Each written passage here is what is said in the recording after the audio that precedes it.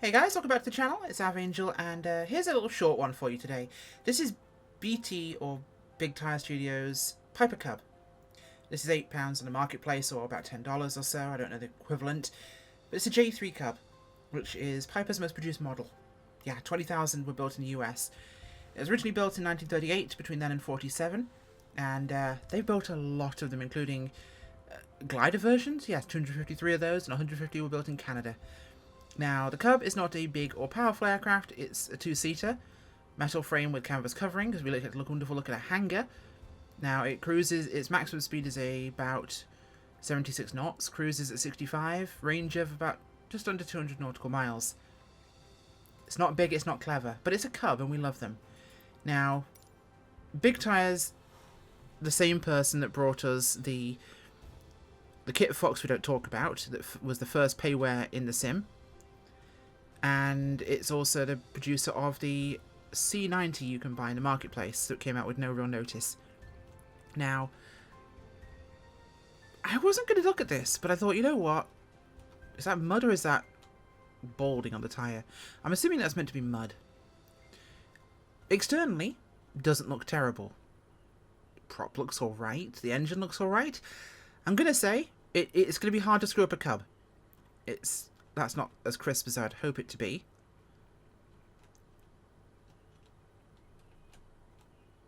It's relatively crisp back there. Okay. Supports custom numbers. The texturing is very simplistic. There's no real kind of visibility of the ribbing on the wings, of course, because you would notice they are canvas covered. So you'd see the ribs. It's very flat and smooth. In fact, is there a chord there? There is actually a chord, okay. The model shape is good. It's just there seems to be lacking in depth of detail, perhaps. You can't really tell there's ribs there, unfortunately. Now, the front from above looked a little weird. It looked a little narrow there, but I could be wrong. Could be misinterpreting that shape, but it looks a little weird, I think, somehow. Not sure entirely. We'll look inside. So, Cub's real simple. So that's our magneto, there's our instruments. Let's zoom in real quick. Okay, that's about as good as we're going to get in the back seat. Cool. I mean, you don't really fly the Cub with the instruments, do you? So, oh no, there we go. Yeah, that's kind of about as complicated as it's going to get. Can I at least open the door? Okay, I can do that. That's cool. So fuel is on. Mags are on. Oh! I can hand prop it. I could dig that. Need to put the fuel levers in, of course.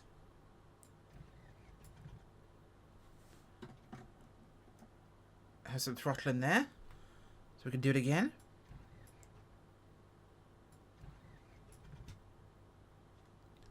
What am I doing wrong? Oh, fuel in. Yeah! Okay, okay. So we have a Cub that works. And it feels very long here. The viewpoint feels a bit weird.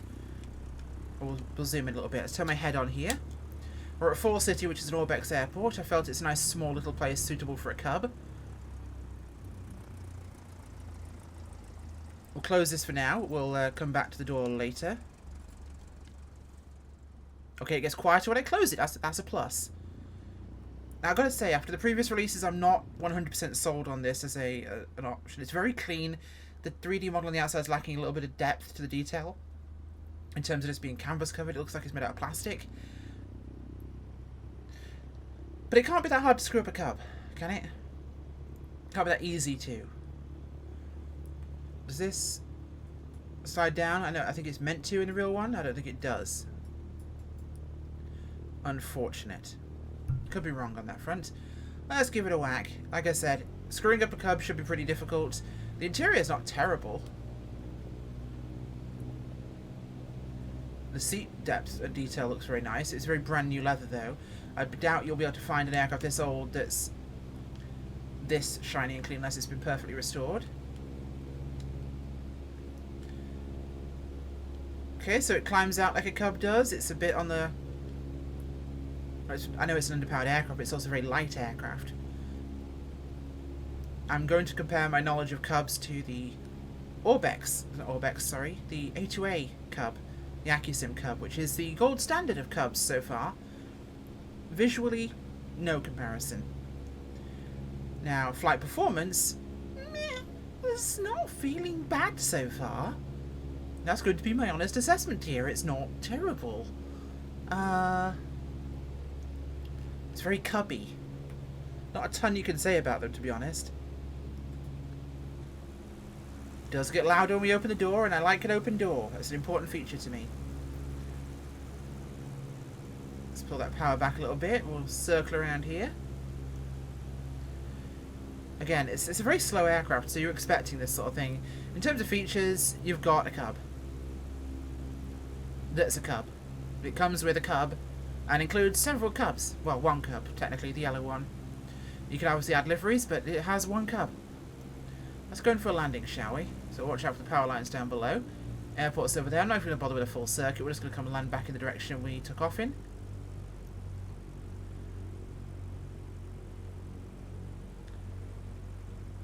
So I'll just bring her around here and down.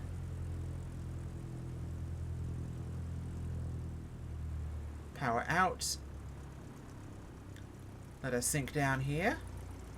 Not a ton of runway here at Fall City. It's a little on the low side for the nose, so...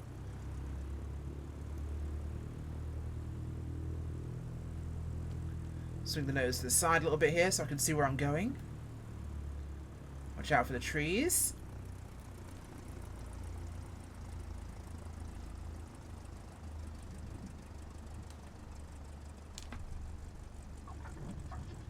Not bad at all, actually. It's not awful. That's a surprise. Okay, so yeah, it's slightly lacking in the 3D department, I'd say, on the exterior. Interior is fine, although I would have liked to see more texture detail.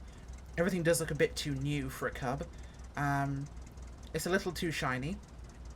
The hand propping feature is really cool. I do like that a lot. And in terms of its actual performance as an aircraft, it flies like a Cub. I haven't flown it very much, of course, but it does fly like a Cub. And that's a bonus, right?